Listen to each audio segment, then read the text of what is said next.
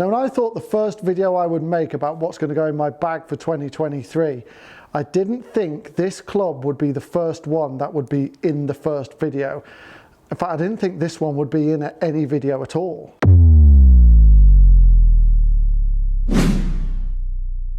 Hi everyone, I'm Lee Whitaker. Today I'm announcing the first golf club to make it into my bag for 2023. Now, I didn't think there'd be many changes this year, if any, but this club has actually surprised me massively. Like, I have tested a lot of hybrids this year, and you will go back through the channel. I love hybrids, but there's one that's just stood out in particular, and it's probably not the one you're thinking. And this has stood out to me for a couple of reasons. One, when I went out and tested it on course, it was fantastic.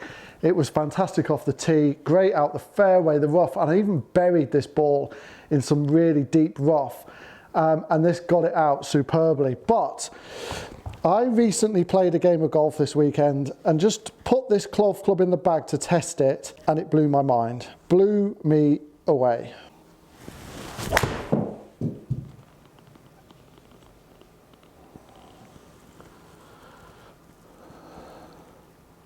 And it was because of shots like that why it blew me away. Now, this is a par 3. It's 245 yards to that pin, and this carried 223 and then rolled on a little bit. And this golf club is a 3-iron replacement or a 5-wood replacement for me, and I have loved having my ping 5-wood in the bag for the last year because of its versatility. It can get height, it was great off the tee, it was just a superb club for me. But then this came along and blew my mind.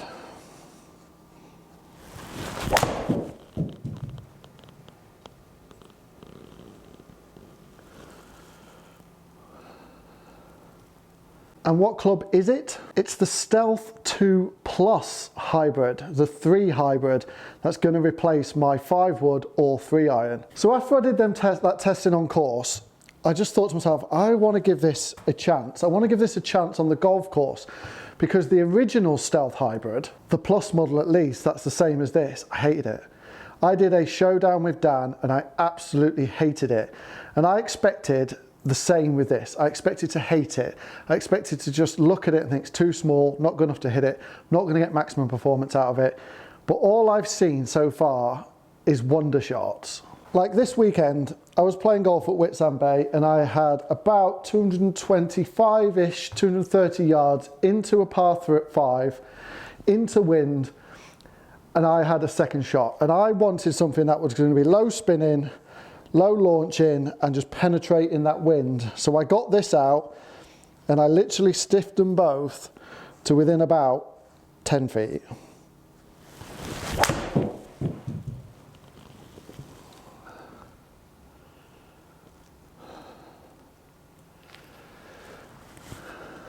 It does everything I want it to do.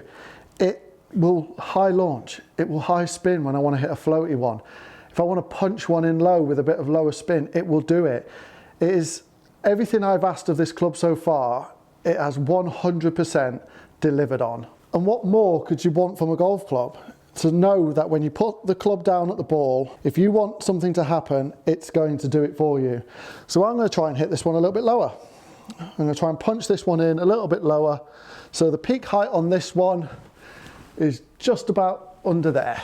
So if we need to just fire one in a bit lower, but still make the green, this will do it.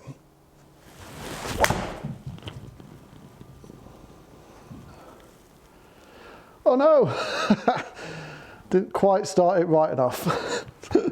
There's me bigging it up. And then I smash it straight in the water. But just quickly look at the peak height now. There's a big difference there. And it's a shape that I know is going to work. So it's a fade. So I just need to close, not have the face so open, maybe close the face a little bit. Just fire it a bit lower.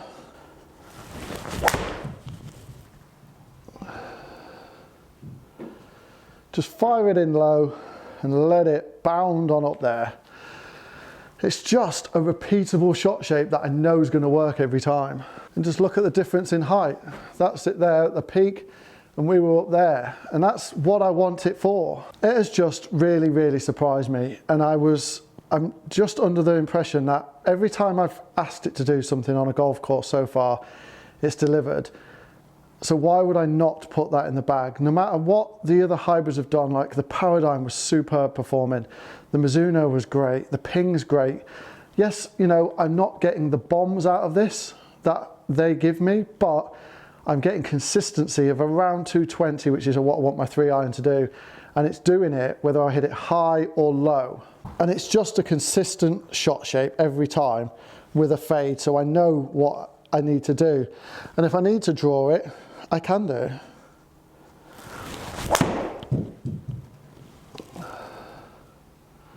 That was a fired-in low ball. So I didn't start that one left enough, but you can see it's just a low, punchy draw into that green. It's like, I'm so impressed at the versatility of this golf club. It's really, really surprised me.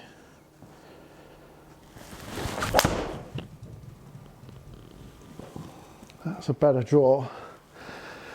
Not a great start line. What a bounce. I can't underestimate, it's not forgiving, don't get me wrong. You get not a lot of forgiveness out of it, but you do get so much versatility.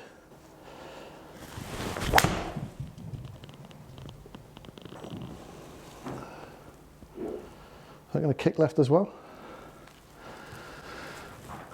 I mean, that's gone a total, I mean, I know it closed it down a bit, but it's gone a total of 250 yards. So it can get out there if I want it to. But if you're, like on this hole, 245 yards away from this green, on a par 3, you're going to be happy if you hit the green, no matter what your standard is really. This club is just a club that I feel confident I can get there with.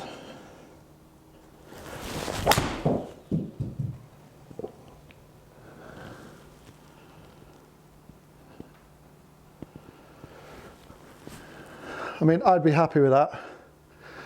Really happy with that if that was an actual shot. And that for me is why the Stealth 2 has to go into the bag.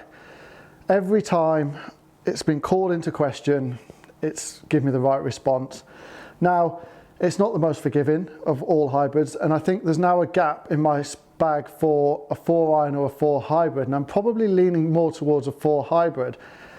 And I'm thinking that would probably be something more like a Mizuno or a Paradigm or a Ping, something that's going to give me a bit more height and a bit more controllability, because this is difficult to hit and I want that one that's just a little bit more forgiving depending on the circumstances. But I cannot deny that this 3 hybrid has to have a place in my bag purely because of how it's performed out on the golf course for me. So the first club definitely in the bag for 2023 is the TaylorMade Stealth 2 Plus 3 hybrid.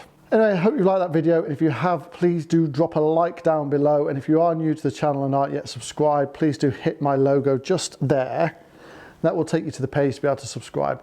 There's loads more videos coming. There'll be more stuff about what's going in my bag for 2023, and there'll be loads more reviews, so do keep tuned to the channel. But for the time being, I'll see you all very, very soon.